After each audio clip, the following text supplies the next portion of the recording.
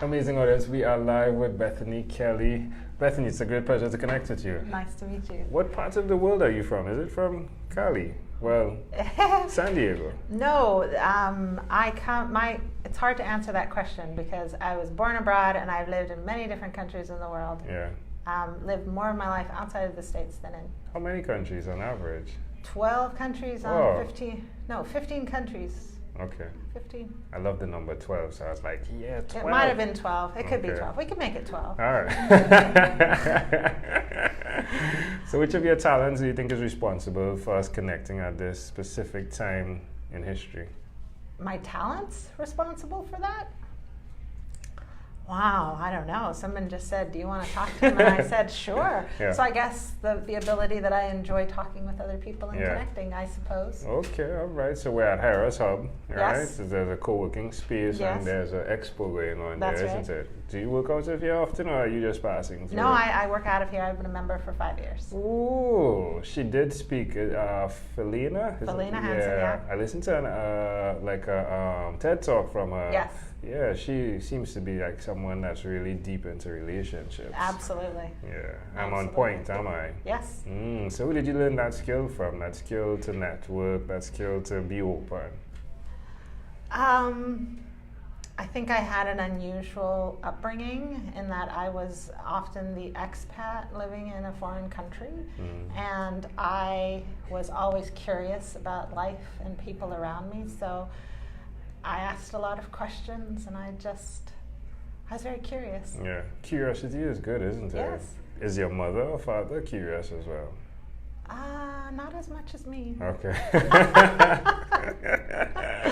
Why will you continue to be that person that really, seeks out the curiosity? Wow, well, I'm just interested in a lot of things. I'm interested in people, like why they do things, what makes them tick, what motivates them, why are they interested in that particular thing, or why are these values important to them. I just like understanding and learning about people. That's cool, because before we got on here, you were like, well, can I ask you questions too? Yeah, really cool. That's why, because I'm interested. Yeah, that's intriguing. Yeah, we could do that after for sure. But what's one other thing? Well, before we even do that, like, what's the business you do here working out of Hera Hub? So in Trinidad, we say okay. So I would say Hera. But in America, it's like Hera. Yeah. Nearly as cool, right? Yeah.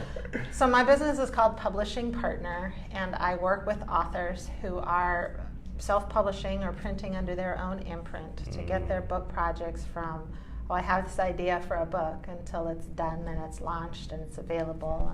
And have you done that many times before? Yes. So far this year, I've helped 10 authors finish their books. Wow. And by the end of the year, I've been finished 20 books. Wow. That's impressive. I've been working hard at it. Yeah, that's impressive. So where's the best place for me to go to find out more about what you do? My website is publishingpartner.com, and you can find out about me there and all of the books that there's some books there on my website that are samples of books that I've helped others. Have you written? I have, actually. I just wrote a book, and I have it with me today, and it is available on Amazon. It's called Become a Successfully Published Author. Well, that's good. Makes sense. Yes, good and idea. It's 52 tips, so it's really short, really easy, a way to just get a bit of an overview. 1 tip per week. 1 tip per week. I love it. Pretty amazing stuff. All right. Well, what's one other thing you've done consistently over the last 3 years? Wow, that's a good question. Something I've done consistently. Over the last 3 years, one thing that I have done consistently has been building my business. How does that make you feel? I'm really proud of myself. Why would you suggest someone be consistent in building their business? Well, I'm all about consistency. Like, some people can give a lot of energy and a lot of time to something, and I'm very busy and I have a lot that I'm doing, and I just work better when I'm doing small steps consistently over time, and that builds momentum. So, like, even the way that I wrote my book, because I'm really busy, I have 17 projects active right now, and I'm working with 17 different authors at a time, and I'm like, I don't have time to write a book. Well, I didn't have time to write a book, but I gave myself 20 minutes every day to write one tip. It took me 52 days, but I got my book done. Yeah, which is in good. 20 minutes a day. It's like almost 3 months. Yeah. Almost 2 months. Sorry. Yeah, that's good. So I think when it comes to anything, if you just, I always tell myself, progress is progress, and all progress is good. So if you keep doing things, even if it's just a little bit, eventually you'll look back and you'll be like, hey, look what I've accomplished. Yeah, that's good. Good stuff. That's gold. I'm telling you, it's gold. All right. Why would you suggest to someone that's listening that they do that, though?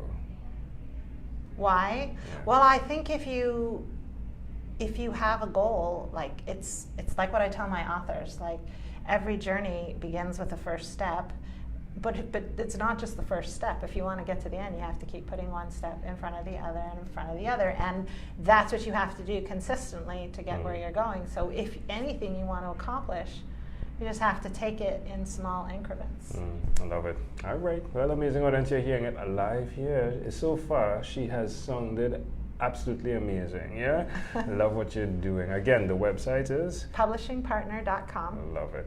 All right. So let's switch gears for a moment. Yeah. Let me invite you now into my time machine that is surrounded with beautiful, warm blue Caribbean water. Ooh, lovely. What is your earliest childhood memory? My earliest childhood memory was sitting in a stroller, being pushed along the streets of Amsterdam and seeing all the big, tall people walking in front of me and hearing music behind me. Ooh. How old do you think you were? I think I was under 2 years old. Why do you think that memory is so clear? I don't know. That is my first memory, though. How do you see that memory connecting to who you are today? That's a good question. Maybe because people were in it. Like, I think I was always watching and noticing other people. That's good. Can I offer an interpretation to the thought picture you created in my mind? Who was pushing the stroller? I expect my parents. Okay, yeah. So I love the idea of the concept of how necessary it is to have a second entity, if you would, push you as a baby in your dreams to where you need to be. So like you're doing as the person who's helping other authors, people that want to finish their books. Yeah, I mean, just a gentle push, but walking alongside them to fulfill that thing so they can be just like other big people. Yeah, it's I pretty love nice. that. You're welcome. I really do love that. Oh, Thank that's you. good, that's good. If we fast forward to when you were 12, what was your favorite song? My favorite song when I was 12. It would have been a hymn, actually. Okay. And it probably would have been Amazing Grace. Yeah. Well, I mean, it connects, doesn't it? Yeah. Because it's what people need who are setting after their goals, right? Like Amazing Grace, right? We've arrived at our destination, but before we get off of this time machine, there's a small declaration form. So it's yes or no, possibly a bit more. Okay. It's like customs, right? Okay. Have you chosen someone to pass on your skills to? Oh, that's a good question. Have I chosen someone to pass on my skills to? You mean like for the long term or the immediate, or does it matter?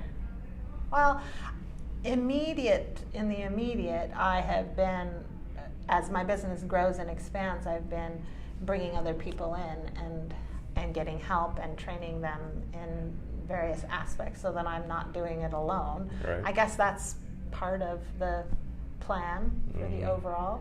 I don't think I have a specific person in mind that I want to give it all to. Maybe my daughter, but I'm not sure that that's what she would be interested in. Okay. So. Are you married? No. Do you have children? I have a daughter. Okay. Do you believe in God? I believe in something like God. Do you have an inner circle of friends? Yes. Do you watch TV for more than 3 hours a day? No. How about 3 hours a week? Yeah, I'd probably watch TV. What about screen time, the phone and the computer? Is it more than 8 or less than 8 hours a day? Well, because I'm working in front of my computer most of the day, it would be more than 8. More than 8, yeah. If you had to share with us your own unique, real statement, a statement that represents who you are, what would you say that is? Ooh, such a good question. My own unique statement. I think that it would be to, like, this is something that I have based my life upon recently, is that I refuse to live a mildly miserable life. Mm. I want more than that. I want to be fully alive and fully engaged in life and everything that it has to offer. And I think we often settle more than we should for just being a little bit miserable. Yeah, I love it. That's good. Thanks for sharing that. Well, my friend, this has been a great pleasure. Before you leave, is there anything else you'd like to share with our amazing audience? Well, let's see. Yes, there's a speech that I did, a Sue Talk, which is available on YouTube, and it is called I Am That Woman. If you search Sue Talks Bethany Kelly, you can watch it, and it's 14 minutes of telling a lot more about me. Love it. Bethany Kelly, thank you for being on What is Inspired by 12-Minute Convos with Angel Jones. Did you have fun? Yes. High five.